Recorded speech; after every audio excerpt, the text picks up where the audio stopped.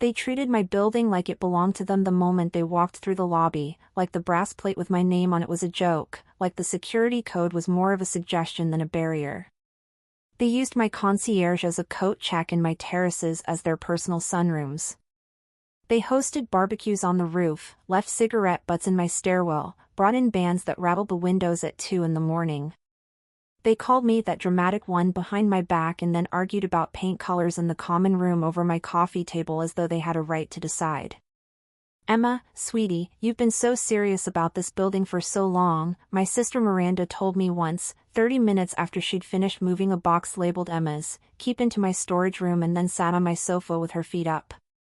"Lighten up. This is family. Family is family." Family had a way of saying whatever they needed to say. Family also had a way of moving into your life and rearranging it.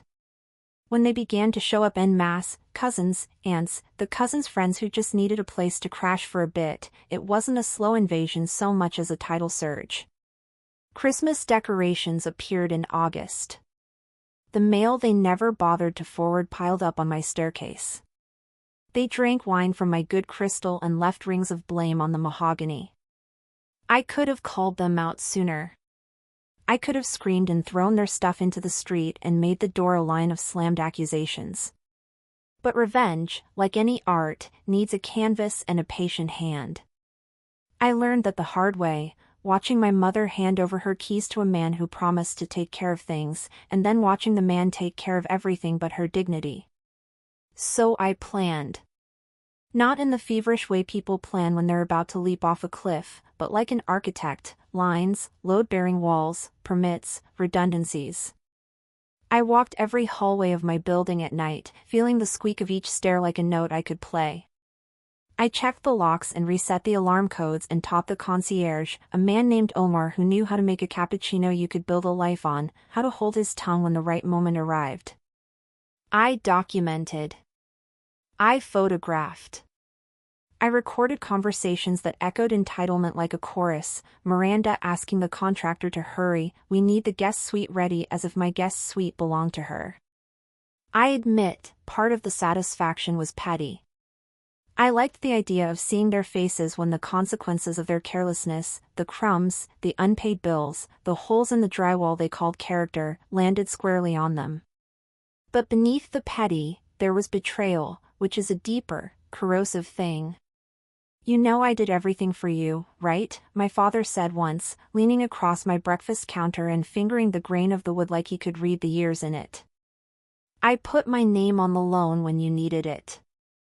If you'd been smarter, you wouldn't be so alone." His voice was syrup and accusation and the old charm that erased everything he had broken. I remember the way the sun cut across the tile, how his cologne, cedar and the faintest trace of cigarettes, hovered in the air like a promised warmth that never reached me. Alone. That word sealed itself in me and became a hinge. The night of the party, the night I turned their party into an eviction, started like every other of their impudent gatherings, laughter slatted against the glass like hail. The chandelier in the main hall threw diamonds across the marble, and somewhere above, someone hit the Spotify playlist hard enough to make the plumbing sing. Miranda arrived in a dress that could swallow a small moon and announced, with a laugh that made everyone lean toward her, "Emma is such a star for letting us use her place." They toasted my generosity on my own silver. I stood in the shadows near the doorway. My black dress felt like armor. I breathed in the scent of perfume and citrus and cheap cologne. The warmth of their proximity made me feel like a ghost presiding over my own life. "Oh, where is the birthday girl?" someone shouted, and they all turned blank smiles at me. Miranda leaned down and kissed my cheek with a wetness that was all show. "Make a wish, Em," she said. "Tell us a secret." The room leaned in. The band played a swaggering tune. Glass met glass and laughter cracked like sparklers. I raised my glass because that's what the optics required. I tasted coconut rum and the cold metal of a plan that had sat in my mouth for months. There were 2 speakers on the stage, a DJ who did not know how to miss a beat, and a projector set up against the far wall for a slideshow my cousin insisted on making. The slideshow was bait, curated images of family brunches, fake nostalgia squeezed into frames. I'd let them think they were in charge of creating the narrative. At the 90-minute mark, when the current of the party had reached its high point and the heat in the room had made everyone talk sloppier, I stood on the small flight of stairs that led to the mezzanine and I cued Omar with my eyes. He was like a good actor, restrained, silent, present. "Omar, hit it," I mouthed. He nodded once. Then the warm buzz of voices faltered. The projector flicked and, instead of the smiling collage, a recording filled the room. It was a voice I knew well and had learned to hate anew, my father's, slow, certain, talking to a man named Hal about moving the assets and wiping the ledger clean. The sound was grainy, recorded in a corner of a restaurant, but the words were crystalline. Miranda's face tightened as the camera, my long, patient camera, panned and found her shirt collar in a clip where she'd been laughing about how easy it was to convince me I needed help. The music died. It took a second for meaning to settle. Then, like a shutter snapping open, the room went cold. You could hear the ice in the champagne flutes settle. 100 small betrayals sheathed themselves in the open air. For a second I almost felt sorry for them, a quick, sharp flinch, and then the pity evaporated. "Is this," my uncle began. His voice was a gnat. "You recorded conversations?" Miranda demanded, brow suddenly a clenched fist. I stepped down from the stairs. My heel clicked on the marble like a metronome. "You made that easy," I said. My voice sounded like the part of me that had rehearsed this line alone at night, smiling without moving my lips. "You have no right," my mother said. Tears made her eyes shinier than any spotlight. "You think I asked for your help?" I asked. "You think I asked for anyone to move into my life and never leave, to use my mortgage as a revolving credit card for your whims?" They were quick to anger, slower to shame. Miranda's mask was already cracking. "You're dramatic," she hissed. "This is family." "Family is not theft," I said. Then I did the cruel thing that every person who's been displaced dreams of doing. I showed them the paperwork. Not legal arguments in dry language, not threats made in the haze of temper, instead, files, notarized documents, signatures that were not theirs, transfers dated months ago, and a single line that made them all inhale like violins. I had transferred ownership of the building. They looked at the paper as though it were a foreign creature. What did you do?" my cousin whispered. "You always loved the theatrical," Miranda said, and in the way she said it, I heard every time she'd smiled at my misfortunes as though they were props in a play. I didn't explain everything. That would have been tedious. I let the hard facts do the work. I told them, simply, that I had signed the building over to a community trust, a nonprofit I'd worked with quietly for a year.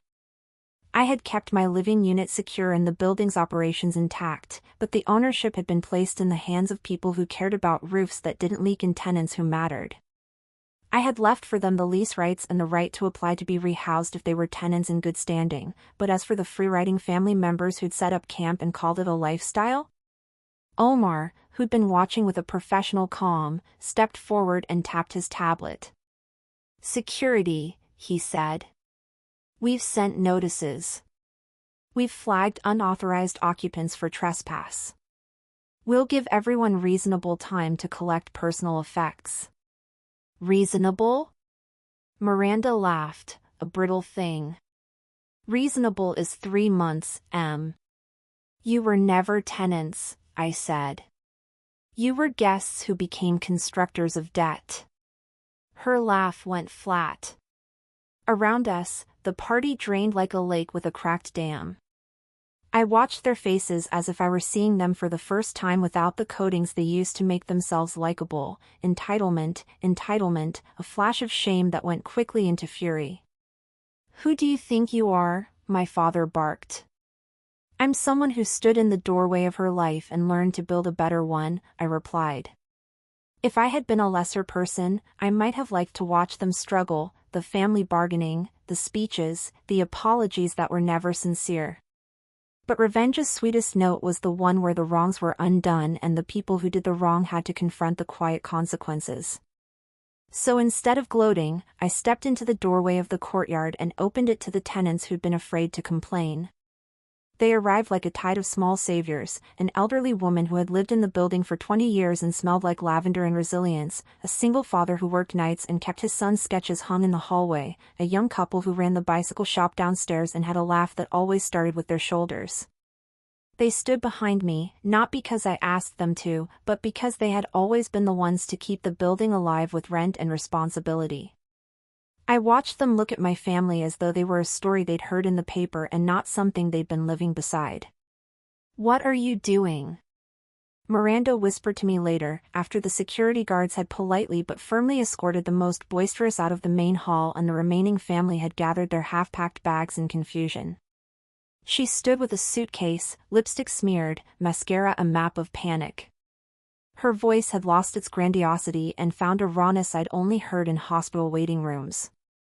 "Cleaning house," I said. There were screams in the lobby as my aunt realized her name was no longer on the deed.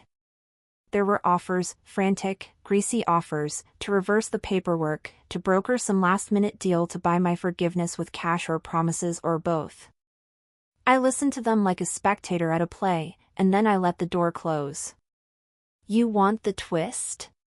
Here it is. I never wanted to take everything from them.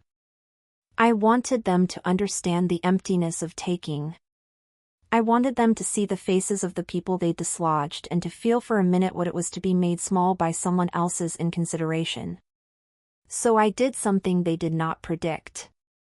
After the initial shock and the last caravan of relatives thumped into the night, dragging suitcases that smelled like perfume and old entitlement, I walked the building floor by floor with my tenants and the community board we'd set up in secret. We painted over the holes in the drywall my cousins had called character.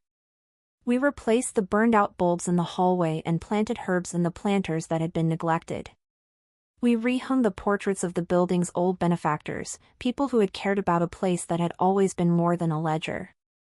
And then, in a small ceremony with cheap coffee and perfect pastries brought by the bakery on the corner, I signed the final paperwork turning the building into a community-owned cooperative. The tenants stood around me, hands folded, some weeping because they were tired of always having to be the responsible ones. They thanked me, not with the kind of gratitude that demands, but with the kind that puts its hands into the work. My family watched from the edge of the crowd like spectators trying to read a playbill. Their faces were narrowed and furious and distinctly diminished. They wanted the thing back, or at least the ability to say they'd owned it. Instead they found themselves on the street with their social currency devalued and their appetite for righteous indignation exposed as hunger. The final satisfaction, the part that settled in me like a weight that finally fit, was not in seeing them leave.